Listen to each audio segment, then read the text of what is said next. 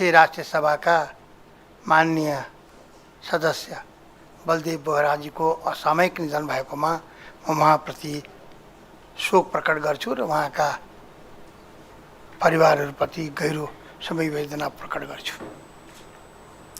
Global IME bank, सबैका लागि bank.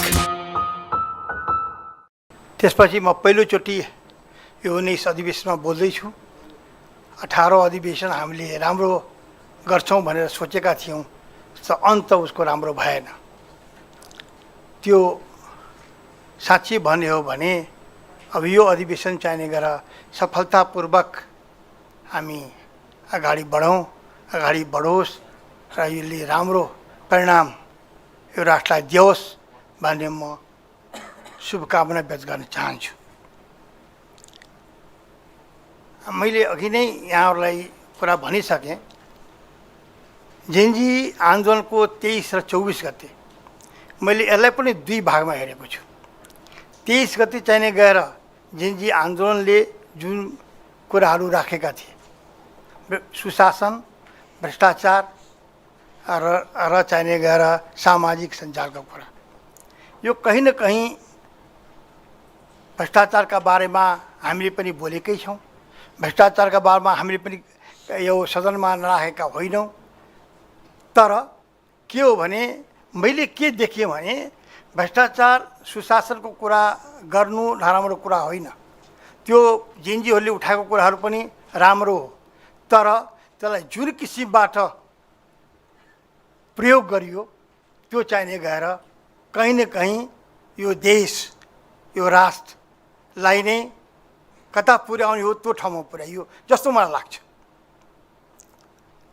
जेनजीको नाउँमा ती बालबच्चालाई ल्याएर केटाकेटीको ढाल बनाएर अनि बारबाराहरूले जुन किसिमबाट टिओबीको ज्याकेट लगाएर साइलेन्सर खोलेर निषेधी ठाउँ तोडेर संसद जलाउन गएको होइन र?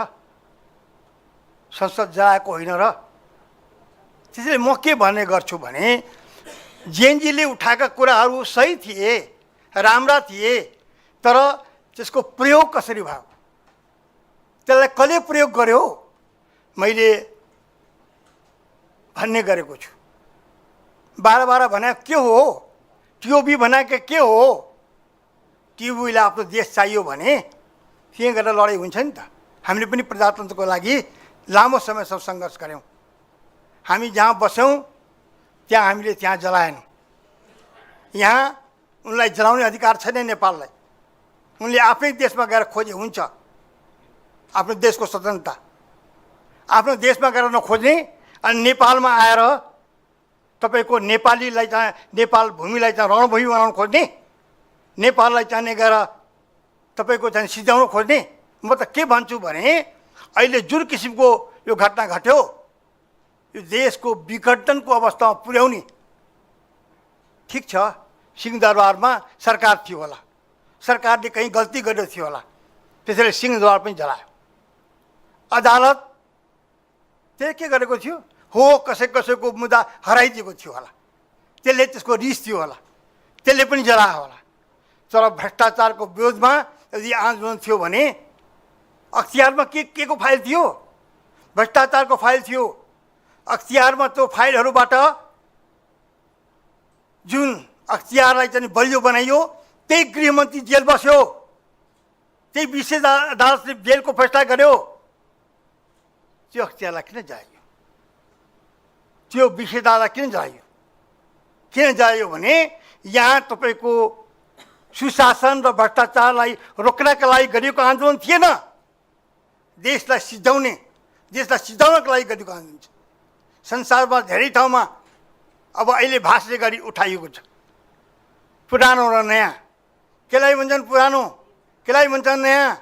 संसारका धेरै राष्ट्रहरूमा चीनको प्रगति जसले गर्यो त्यसको उमेर 78 वर्षको थियो। आज चीन जहाँ अर्थतन्त्रमा बलियो बनेको छ। हिन्दुस्तानमा मनमोहन सिंह कति वर्षको उमेरको थियो? त्यसैले यहाँ पुरानो र नयाँ कुरा होइन, यहाँ उमेरको कुरा होइन, यहाँ तपाईँको चाहिने गरेर इमान्दारीको कुरा हो, यहाँ राष्ट्रियता कुरा हो। मैले त राष्ट्रियता कमजोर देखेको छु। यो देशमा 80 वर्षसम्म जुन नेपाली काङ्ग्रेसले राष्ट्रियताका लागि, प्रजातन्त्रको लागि लडाइँ लड्यो, जुन नेपाली काङ्ग्रेसका कार्यकर्ताहरू फाँसीमा चढे, जुन नेपाली काङ्ग्रेसका कार्यकर्ताहरू त्यहाँनिर गोली खाए, देशमा मात्र होइन हिन्दुस्तान पनि स्वरूपसाथ कोइराला र त्यहाँनिर तेजबहादुर गोली मारेको छ। प्रजातन्त्रको कुरा गर्दै गर्दा, राष्ट्रको कुरा गर्दै गर्दा मलाई याद छ बिपी कोइराला भन्ने गर्नुहुन्थ्यो, यदि मैले प्रजातन्त्रको मात्रै कुरा गरेको भए पनि 7 साल पुष्य गते हुने थिएन, मैले यदि राष्ट्रियको कुरा गरेको भए पनि साल पुष्य गते हुने थिएन। मैले राष्ट्रियता र प्रजातन्त्रको कुरा एकैपल्ट उठाएँ, त्यसैले यो अवस्था भएको। किन यो देशका सामन्तीहरू, किन यो देशका तपाईँको चाहिँ बिग हाउस भन्ने गर्छु, जसले राणाबाट वीरता पाएका थिए, राजाबाट हुकुमी जग्गा पाएका थिए, ती सबै शक्तिहरू प्रजातन्त्रको विरोधमा, लोकतन्त्रको विरोधमा, यो नेपाली जनताको हितको विरोधमा उभिए। किनभने नेपाली काङ्ग्रेसले 7 सालमा 3टा कुरा एकैपल्ट उठायो। एकतन्त्री शासन, एउटै जहानिया शासनलाई तोड्यो। एउटै परिवारको शासन थियो देशमा, त्यसलाई तोड्यो। दोस्रो सबैको चाहिने गएर भविष्यको कुरा गर्यो। 16 सालमा बिपी कोइरालाले वीरता उन्मूलन प्रस्ताव पास गराउनुभयो संसदबाट। तर अहिले सञ्जालमा हेर्नुहोस्, राजा मोहनले पास गराएको भन्ने भन्छ।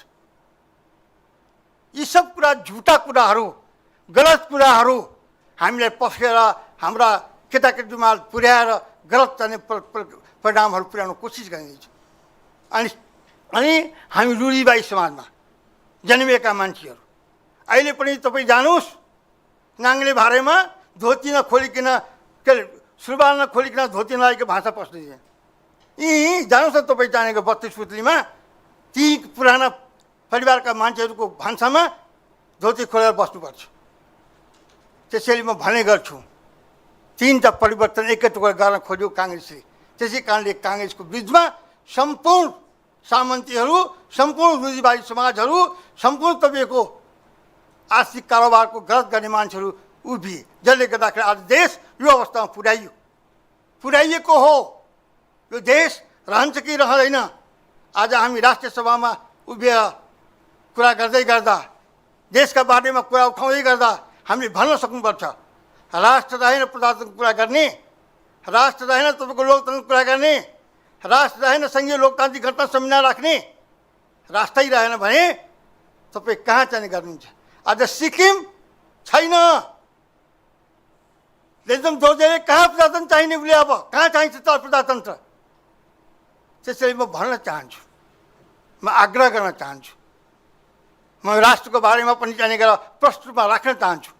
यो देशलाई बचाउने हो भने यो देशका राष्ट्रवादी शक्तिहरू एक ठाउँ उभिनुपर्ने अवस्था उभिएको छ, आएको छ। नभए हामीले होइन राष्ट्रिय सभामा तिलगङ्गा युनिभर्सिटी चाहिँ पास गरिरहेको, तिलगङ्गा युनिभर्सिटीको चाहिने गरेर चिफ को रहेछ, मैले भनेको थिएँ त्यहाँ पनि कि चाहिने गएर यो तिलगङ्गा युनिभर्सिटी पास गराउनका लागि यसमा इन्फ्रास्ट्रक्चर छ। हामीले बहुदल आइसकेपछि सबै विकास क्षेत्रमा चाहिँ एउटा युनिभर्सिटी हुनुपर्छ भनेर भन्यौँ। पूर्वाञ्चलमा युनिभर्सिटी खोलियो, कागज पायो, जग्गा छैन, कहाँ खोल्ने, ठाउँ कहाँ, भवन कहाँ बन्ने, भिसी कहाँ बस्ने, कर्मचारी कहाँ बस्ने। मलाई गिरिजाप्रसाद कोइराला प्राइम मिनिस्टर हुनुहुन्छ, मलाई बोलाएर भन्नुभयो, आनन्दजी त्यो गोठ गाउँको जग्गा 36 सालमा हरियो वन दुगरको धन, हरियो वनको धन नेपालको धन जो भन्छ नि, दुगरको धनमा निर्वाचन जिताउनका लागि बेचिएको जङ्गल हो। त्यो जङ्गलमा मैले चाहिने गरेर सबैलाई सोधेर बसाएर गएर सबैको चाहिने मैले आफ्नो श्रीमतीको नाउँमा पनि होइन, गिरिजाप्रसादको छोरीको नाउँमा पनि गरेको होइन, जनताको नाउँमा गरिदिएको छु। आज त्यहाँ युनिभर्सिटी छ, तर तिलगङ्गा युनिभर्सिटी खोल्नका लागि मैले 50 पल्ट भने, खोइ इन्फ्रास्ट्रक्चर कहाँ खोल्ने, त्यो 5 रोपनी 10 रोपनी 15 रोपनी भएको चाहिने गरेर पशुपति धर्मशालाको छेउमा। त्यसैले के हो भनेदेखि अब हामी बिस्तारै हेर्दैछौँ कि यो देश कहाँ पुर्याउनु कोसिस गरिँदैछ, यो देशलाई कहाँ पुर्याइँदैछ। नेपाली काङ्ग्रेस सिधै हो, नेपाली काङ्ग्रेस र लोकतान्त्रिक पार्टी एउटा राष्ट्रवादी पार्टीलाई सिधै हो। अब अर्को राष्ट्रवादी पार्टी सिद्धाउनका लागि पनि एमालेलाई कोसिस गरिँदैछ। बारेन शाहको थलो हो, महोत्तरीको 3 नम्बर 1 डाँडा, उहाँबाट चुनाव लड्नुभएको भए त्यहाँ निश्चित उहाँ जित्नुहुन्थ्यो, सुधी जित्नुहुन्थ्यो। काठमाडौँमा पनि उहाँ जित्नुहुन्थ्यो होला। तर उहाँलाई ती झापाको 5मा किन पुर्याइयो? कसैले पुर्याएको हो, ऊ गएको होइन। एउटा कुरा बुझ्नुहोस्, जबसम्म राष्ट्रिय शक्तिलाई यहाँ समाप्त गरिँदैन तबसम्म विदेशी शक्तिले चलखेल गर्न पाउँदैन। हामीले हाम्रा छिमेकी राष्ट्र भारत र नेपाल समदूरीको आधारमा, संलग्न परिस्थितिको आधारमा हामीले आफ्ना छिमेकीहरूसँग सम्बन्ध राखेका थियौँ र छौँ। आज के भइरहेको छ? कसले गरिरहेको छ? किन यस्तो भइरहेको छ? भोलि देशमा कुनै राष्ट्रिय शक्तिलाई बसाउनु छ? हामीले त सधैँ राष्ट्रवादी शक्ति भनेर भनियो, राष्ट्रिय तत्त्व भनियो। कसलाई ल्याउनका लागि, कसलाई बचाउनका लागि, कसैलाई बसाउनका लागि।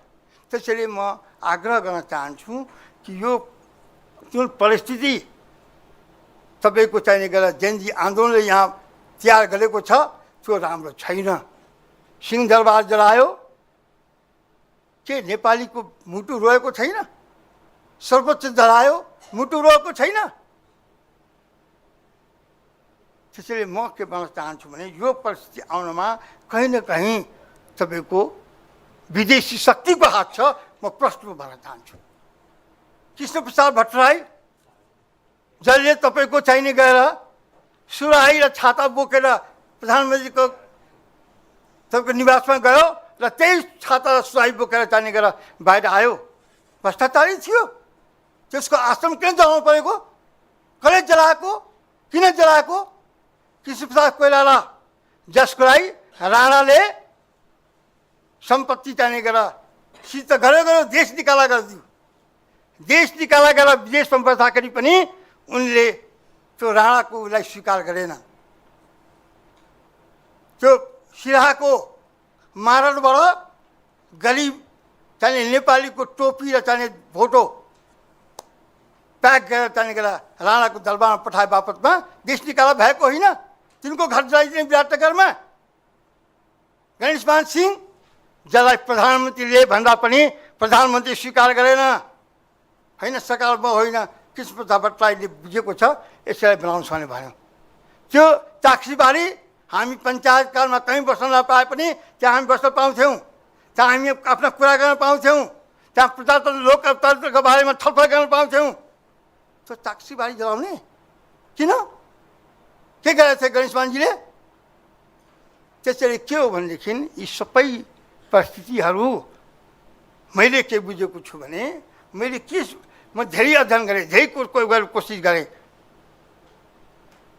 कहीँ न कहीँ तपाईँको चाहिने विदेशी शक्तिहरू हाम्रो देशमा तपाईँको हाम्रो देशलाई सिद्ध्याउने, यहाँको लोकतन्त्र सिद्ध्याउने कोसिस भएको छ। त्यसैले अहिले हामी बडो सतर्क भएर हामीले चाहिँ गर्नुपर्छ, बस्नुपर्छ भन्ने हामीले लागेको छ। यो निर्वाचन हाम्रा लागि महत्त्वपूर्ण हो। निर्वाचन भएन भने मैले आफ्नो साथीहरूको बिचमा भन्ने गरेको छु, के हुन्छ? निर्वाचन भएन भने के हुन्छ? देश अराजकताको बाटोमा जान्छ। यहाँ गृहयुद्ध हुन सक्छ, यो अफगानिस्तान बन्न सक्छ, यो तपाईँको चाहिने गरेर श्रीलङ्का बन्न सक्छ।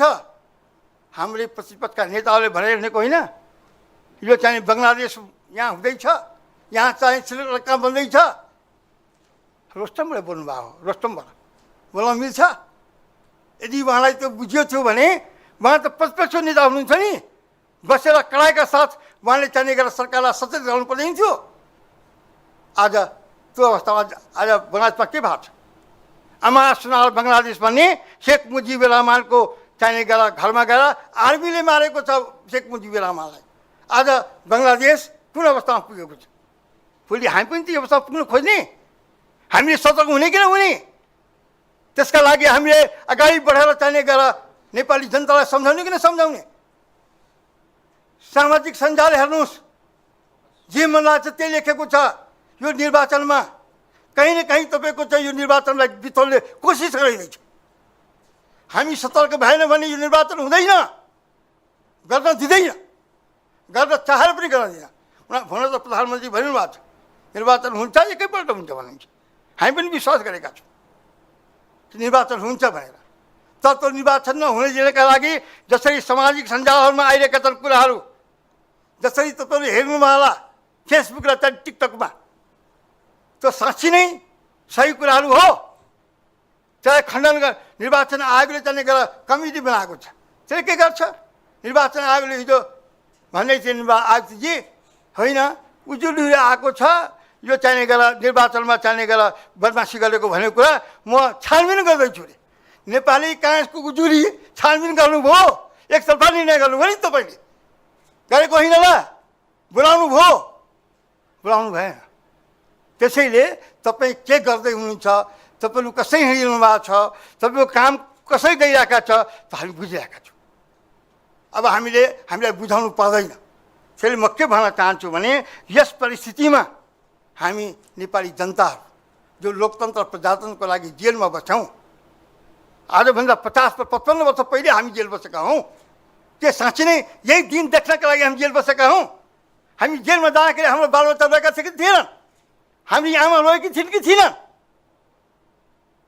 ए कसैलाई देशमा ल्याएर चाहिँ गरेर अरू देशको चाहिँ उसलाई अङ्ग्रेज बसेको जस्तो हिंसामा बसाउन खोजेको हो? कहिले पनि नेपाल अर्का कसै पनि देशको दास बनेको थिएन र बन्दैन, बन्न दिन्नौँ। यो रगत रहन्जेलसम्म हामी बन्न दिन्नौँ। आज देशमा जुन अवस्था भइरहेको सिधा गरिएको छ, त्यो साँच्ची भन्नु भने यो देश रहन्छ जस्तो मलाई लाग्दैन। तर हामीले छोड्न चाहिँ हुँदैन। अध्यक्ष महोदय, युक्रेनमा पनि जेलेस्की के थिए? हास्य कलाकार। त्यहाँ पनि नाटक गरियो, जेलेस्की ल्याएर बसाइयो। आज के हुँदैछ युक्रेन? कहाँ जाँदैछ युक्रेन? कलिजा खेल गरिरहेका छ हो। हामी कहाँ पनि त्यही अवस्थाको सिर्जना गर्ने कोसिस गरिँदैछ। त्यसले हामीले युक्रेन बन्न दिनु हुँदैन। हामीले तपाईँको चाहिने गएर यो राजा विघटन हुने अवस्थामा पुग्न दिनु हुँदैन। त्यसले म भन्न चाहन्छु यसरी युक्रेन बनाउने कोसिस गरिएको छ भनेदेखि यो राम्रो कुरा होइन। हाम्रो अर्थतन्त्र एकदम कमजोर अवस्थामा छ। नेपाल ग्रे लिस्टमा छ। अहिले पनि नेपाल ग्रे लिस्टमा निस्कनका लागि तपाईँको चाहिने महाधिवक्ताको निर्णय हेर्नुहोस् त, यही हो। यो चाहिने जेएनजीओले आन्दोलन गरिसकेको भनेको सरकारले यो महाधिवक्ताले निर्णय गरेको कुराहरू सही हुन्। बहिनीहरूको डिम बेच्नेलाई छोड्ने, के अरे चाहिने सम्पत्ति शुद्धिकरण सङ्घीय अपराध गर्नेहरूलाई चाहिने 50-50 जना जो रेड नोटिसमा छ त्यसलाई पनि छोड्ने। अनि भन्ने चाहिने एकदम नाक घोक्राएर हामी चाहिने जेएनजीओ आएको मन्त्रीमण्डल हो भन्ने त्यो अधिकार छैन। हेर्नुहोस् अब तपाईँहरूलाई। त्यसैले म अहिले पनि आग्रह गर्न चाहन्छु, अहिले पनि यो देशलाई ग्रे लिस्टबाट बचाउने हो भने ती 50 जनामाथि जुन तपाईँले महाधिवक्ता मार्फत तपाईँको चाहिँ माफ गराउनुहुन्छ रवि लामिछाने रवि छवि र कुनै एउटा के छ त्यो त रेट उसमा तपाईँको चाहिँ विदेशमा गएर बसेको छ। मैले रवि लामिछानेजी गृहमन्त्री हुनुहुन्छ, उहाँ गएर चितवनमा गएर के भन्नुभयो भने हामीले चाहिने जेपीको चाहिने गरिसकेका छौँ, लोकेसन गरिसकेका छौँ, हामीले सरकारसँग कुरा गरेको छौँ, हामी केही दिनमा ल्याइहाल्छौँ। उहाँ त बताउनु भएको त भाग त्यहाँबाट हामीले थाहा पाइसकेका छौँ। त्यही भन्नुभयो हो उहाँले चाहिने पत्रकारलाई। त्यसैले म के भन्न चाहन्छु भने यसरी राष्ट्रलाई चाहिने तपाईँको चाहिने अन्यलमा गर्न पाइँदैन। नेपाली जनतालाई अन्यलमा पुर्याउन पाइँदैन। तपाईँको के अरे पुरानो र न्यायको नाउँमा संसारमा गोरबाचो न्याय कि पुरानो रसिया युनियन कसरी विखण्डनमा गयो? त्यहाँ युगोस्लाभिका चेकोस्लाभिका कुन लाभिका भयो 50 कन्ट्रीमा बन्न गयो गएन हो। हामी पनि के यो मलाई अस्ति एकजनाले भन्दैछु दाइ तराईमा जान्छ पहाड यता ठुलो उतातिर जान्छ अरे अब बिचमा कर्णाली जाने एकजनाले छोड्दैन अरे। अब कसले छोड्दैन भनेर मलाई त्यसैले के हो भनेदेखि हामी यी सबै कुराहरूको अध्ययन गरौँ मनन गरौँ। हामी जनताबाट जित आएका हौँ, हामी जनप्रतिनिधि हौँ, लामो समयसम्म सङ्घर्ष गरेका छौँ भने हामीले सोच्नै पर्छ। यदि सोचेनौँ भने हाहामा मैले चाहिने एउटा पार्टीका नेतालाई गाली गर्ने, तपाईँले अर्को पार्टीको नेतालाई गाली गर्ने, अनि अर्को पार्टीको नेतालाई गाली गर्ने, त्यो केही पनि होइन भनेर भन्न सुरु गर्ने, अनि फेरि हाहा गरेर गर्ने परिस्थिति गयो भने हामा त्यो उसले जे भन्नुहुन्छ हाय आमा सरकार आयो भनेर भन्नुहुन्छ नि, त्यो हाय आमा देश गयो भने के हुन्छ नि? अनि कहाँ उहाँ देखाउन जानुहुन्छ तपाईँ? हामी फेरि यी सबै कुरालाई हामीले मनन गरौँ। त्यसरी आज मैले चाहिने गएर भन्न खोजेको यो देशको राष्ट्रियता कमजोर भयो। अब संसद पुनर्स्थापनाको लागि चाहिने गरेर मुद्दा परेको छ। न्यायाधीशहरू यति निरीह भइजानुभयो मलाई थाहा थिएन, किनभने नेपालको न्यायाधीश मलाई थाहा छ। म जब 27 सालमा पहिलोचोटि जेल परेँ त्यो बेलामा निर्विषको मुद्दा थियो माथि के अरे तपाईँको चाहिने गरेर सङ्घ संस्था नियन्त्रण ऐन राजकार्य।